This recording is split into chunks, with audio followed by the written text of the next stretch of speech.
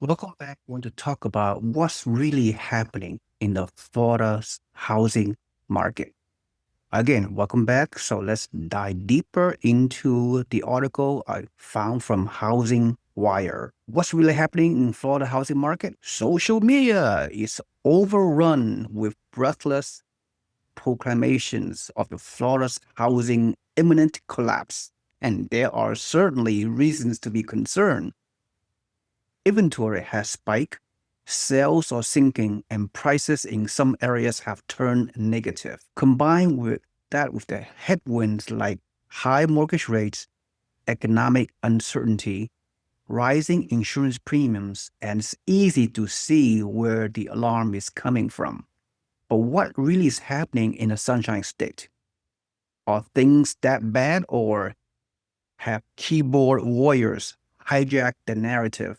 Like most things, it's complicated. If you focus in a tunnel on one or two stats, you'll see a lot of headlines, but the sky is not falling, said this particular realtor. And I concur as well.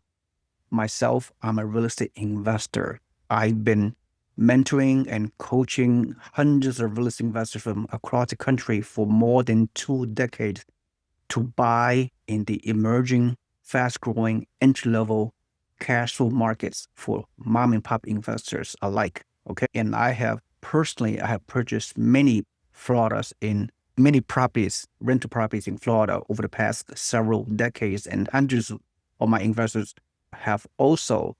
In the paragraph I just quoted you, pretty much are implying that all the doomers, all the crash bros, all the doom porns out there because of a clickbait and negative news and people feeding fear. When you have negative news, when you have fear, that those social media, they're creating a lot of a buzz and they get a lot of subscribers. So people, all those YouTubers out there, the crash bros, if you another meaning of those people, or those YouTubers are predicting housing crash for many years now, and most of the time they've been wrong. You have to be careful where the sources come from. It's all mostly clickbait, very misleading information, because those doom porn, they take a specific data and without any context, and they just report the sky is falling narrative and just getting a lot of clicks. That's what's going on in a YouTube world, in a social media world. I'm here to dispel any misconceptions out there as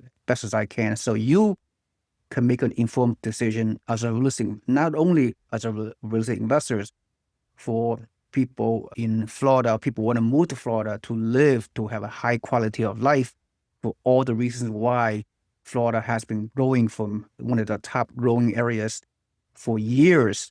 So the question is, should primary homeowners, do they want to move to Florida, or retirees and baby boomers and all those people, do they still want to come to the Sunshine State with all the great positives? Right. So I'll do my best to share for the next 15 minutes. Furthermore, so as you can see, the housing inventory has been increasing in the past few years, not just in Florida, right? That's all kind of many parts of the country. By the way, real estate is local. There's no such thing as a national real estate market. I just want to make that very clear, right? In fact, real estate is hyper local. It's local by zip code and by the local neighborhoods. So you have to do your research and due diligence from that perspective. I personally like Central Florida. I have several properties located in Central Florida over many years, and hundreds of my investors have purchased in good areas, entry-level areas, new construction, in mainly in Central Florida. That is really low risk and all that, and not subject to a hurricane and a high insurance costs and this and that. So anyway, you got to know what you're doing, and most people don't. Inventory is well above pre-pandemic levels. Yes, I know Florida is going through some challenges, but again, it depends on what areas of Florida. So the state was one of the hottest pandemic destinations. Sales exploded and pushed prices up along with it.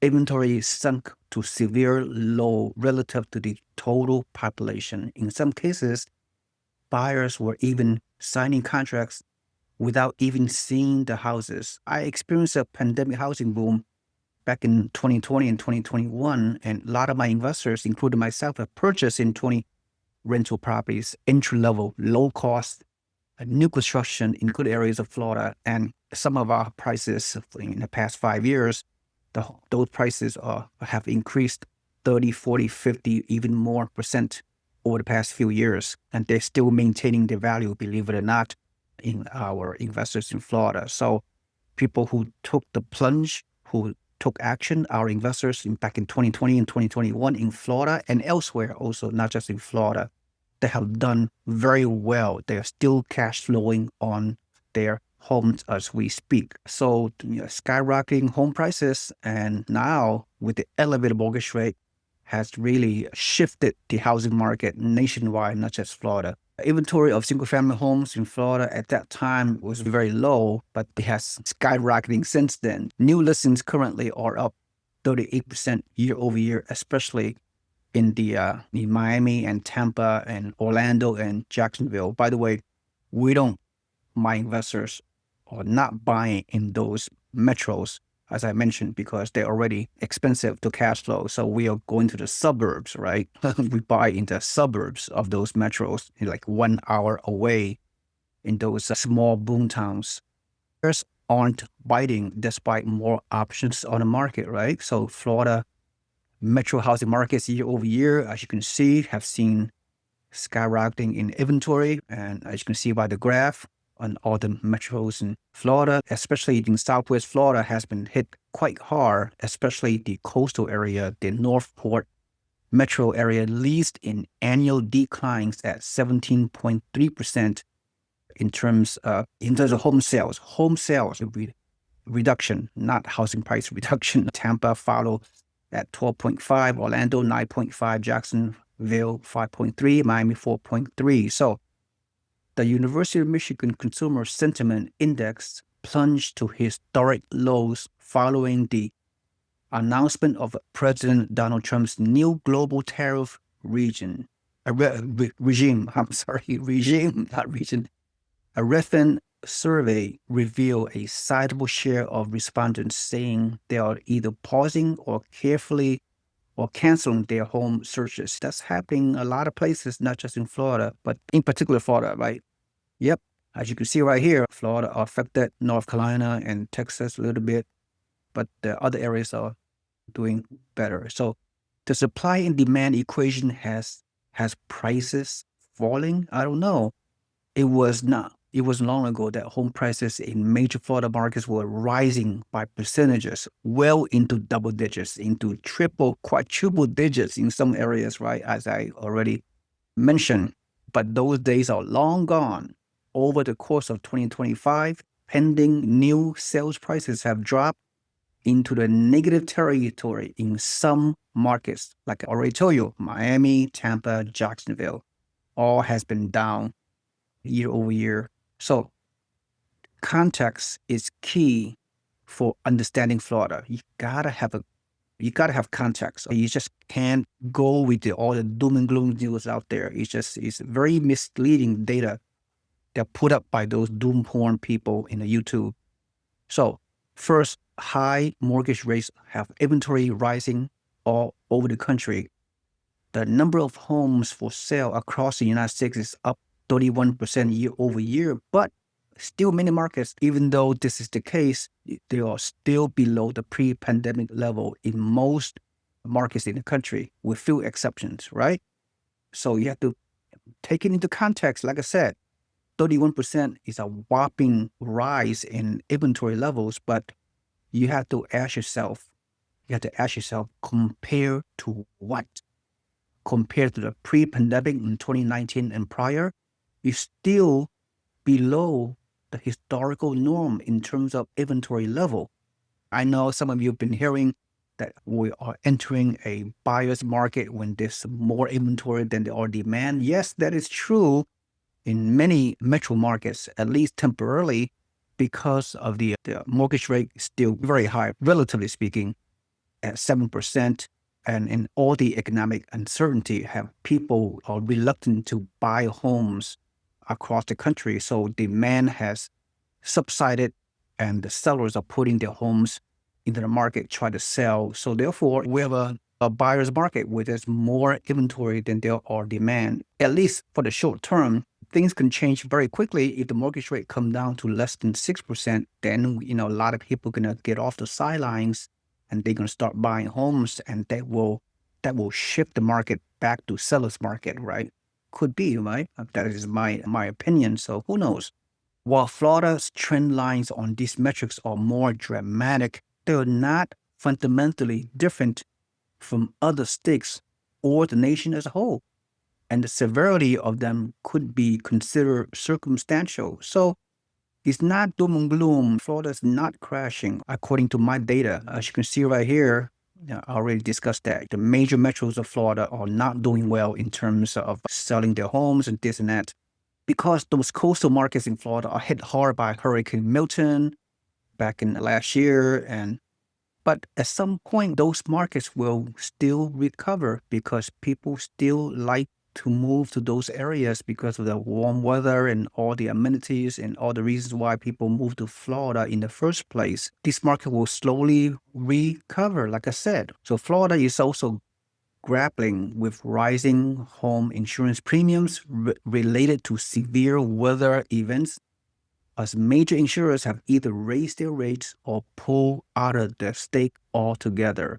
I understand, however, in the houses that I've owned and all the entry-level investment homes my investors own currently, their insurance rates have pretty much stabilized. They're very low, less than $100 per month on the homes that we own, like $250,000 to $300,000 new construction homes that we own in the central Florida, right? We're doing well, relatively speaking, compared to the coastal markets, right? We don't invest in the coastal market. They're number one, the prices are too high. They are high risk with the weather situations and insurance and all that. So we never invest in the coastal markets. If you're a landlord, if you're mom and pop landlords, you have a specific criteria. You make sure that the purchase price is entry level, and the rent you can achieve cash flow with 20 to 25% down payment. That's the metric that we used over many years. Anyway, so the outlook may not be as apocalyptic as it sounds. I love this word, apocalyptic. Florida is not apocalyptic, contrary to all those mass media of the dishing people. All those people talk about how Florida's going to crash this and that for clickbait purposes. But every builder that I've talked to has said, they said, quote, "We believe in Florida long term. We plan to invest in these markets long term." You have to think long term, think big picture. I would call it recalibration. This is an opportunity for the market to readjust to existing conditions. Look, Florida is very resilient. It's a very popular state, very populous state. A lot of people. We have I don't remember, 25 million people, 30 million people in Florida. So Florida, a lot of people moving to Florida, but not as much as before in a recent pandemic boom. But still, long-term is very positive. The economy is still good, and there's still a lot of jobs, and young people, retirees are still moving to Florida, although not as much as before. But there's no doom and gloom out there. Florida housing prices are not going to crash 40, 50% like it did back in 2008 housing crash. So that's not happening according to my data. So what are your thoughts, right? Share your comments. As I conclude, we have this big picture, long-term vision. As a primary buyer of who want to move to Florida, hey, by all means, please do. But think long-term, think 7, 10 years. Investors, similarly, you have to buy in the right locations. You have to buy in the inland areas in Central Florida mainly. You buy entry-level new construction homes.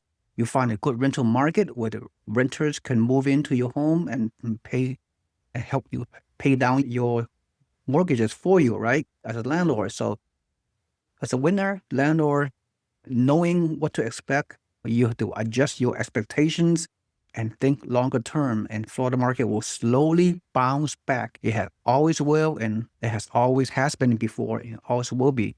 So anyway, that's all I have to say. And one more thing is, if you have not already done so, please subscribe to my newsletter on the body of the description and to my website and log in your email so you can become a free member of our real estate investment community. So every week in your email inbox, you will receive great free content around all aspects of real estate investing and then some. Thank you so much. And I'll see you next time. Bye bye.